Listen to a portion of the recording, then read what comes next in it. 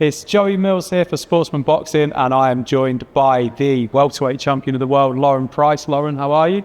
I'm good, thanks. We haven't got long now, a couple of weeks, so yeah, excited. How are you feeling in the build-up to this fight? Obviously, it's a massive occasion for you. How are you feeling? Yeah, I mean, I'm pleased that I'm getting out before the end of the year. Obviously, I lost boxing in May, and the main thing that I want to be is active, so it was vital, that I get out before the end of the year. And looking forward to putting on a good performance December 14th for bigger fights next year. And I wanted to talk to you about that performance in May. Obviously, 9th round technical decision, Jessica Masco. It's a world title, one of the biggest names out there. Do you feel like that fight has really put you on the map now?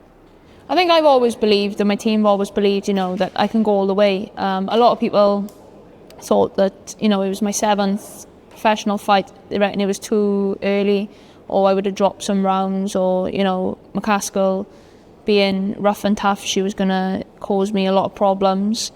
But I think, my boxing come through, and I showed, how skillful I can be, and when I am in against high opposition, I suppose I go another level, and it showed in Cardiff in May. And that's why I'm saying, anyone at 147, I truly believe that I come out on top. And I beat everyone at 147. And obviously a massive win in Cardiff, in Wales. Everyone always talks about, with various different fighters, getting that outdoor fight and that being like the next level of popularity for them. Is that something that you're looking at in the future, is an outdoor fight in Cardiff or anywhere in Wales? Yeah, that's the dream, and I believe that was my homecoming in May. I sold out, the noise, I got a country behind me, backing me. It's phenomenal.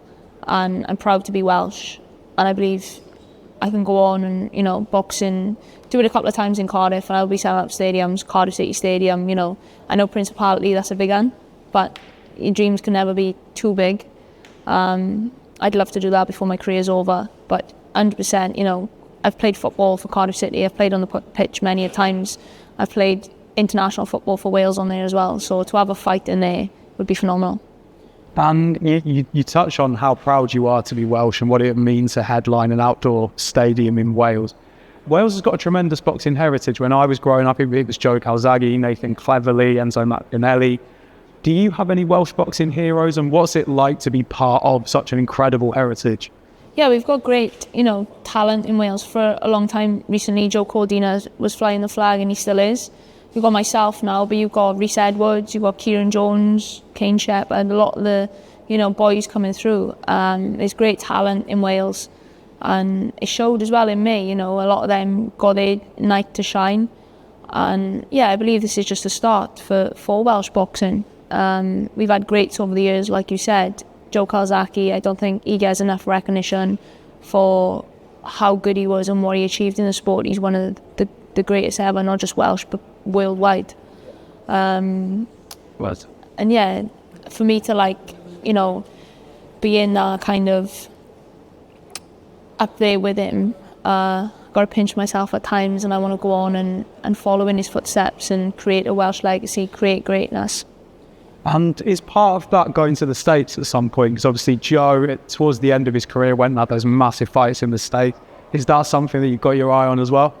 I mean, yeah, maybe. I haven't thought of it like that. As an amateur, I box all around the world. For me, it was always boxing at home, boxing in Wales. That's where I missed. So yeah, definitely. That's these days. It's where the money goes. So Saudi's probably an option. I don't know. Anyway, but it is special when you fight at home. To have that home crowd. If it was down to me, I'd fight at home my whole career. I'd be happy. And let's just zero in on this particular fight taking place in Liverpool. Bexcy Mateus, how much do you know about her? Yeah, I know. Obviously, she's a game opponent. She got 6 knockouts out of 7 fights. So, she can bang. She's raw. She's wild. But I gotta focus on me, what I'm good at. I've been in with all different styles my whole career. I believe I win that fight. I put on a good performance. And then, that's my main focus. Can't look too far ahead, but it is in the back of my mind what's on stake and why I'm in Liverpool. Because if I didn't, if a certain fight weren't on the horizon for next year, then you know, it could be different, but I'm coming to Liverpool to prove a point that, you know, I won that fight next year. Well, that's the next thing I was going to ask you. Obviously, Natasha Jonas headlining 2 more of those world title belts that you've got your eye on. What are you thinking about Jonas Habazin as a fight? And obviously you'll be watching closely, but what are you going to be looking for watching particularly Jonas's performance in that one? I don't know if I watch it, you know. I might go straight to Five Guys after my fight. Who knows?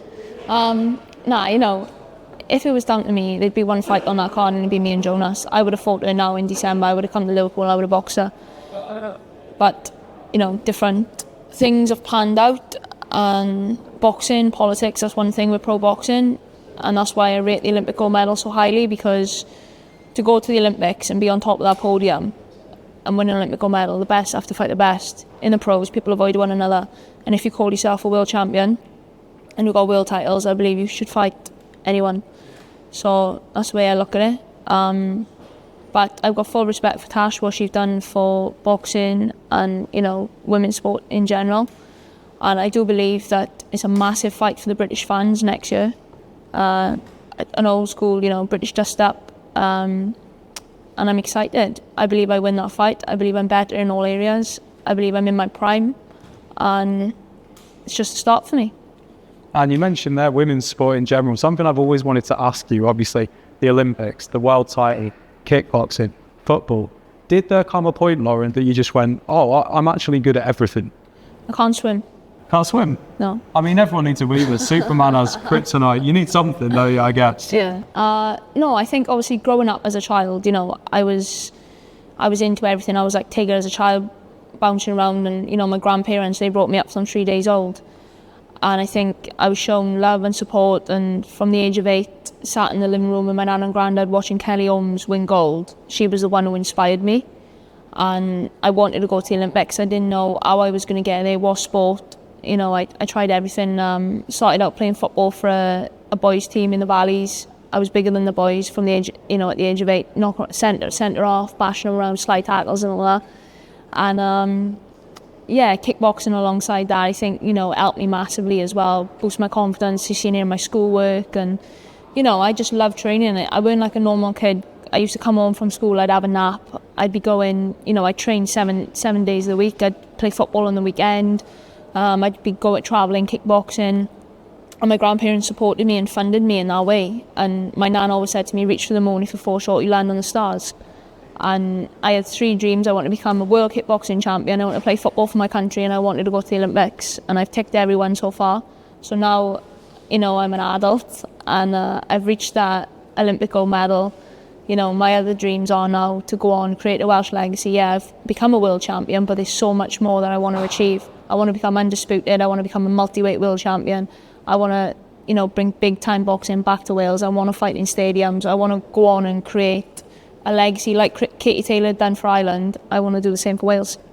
Amazing. Lauren, thank you so much for speaking with me, and best of luck in the fight. Thank you very much. Thanks so much.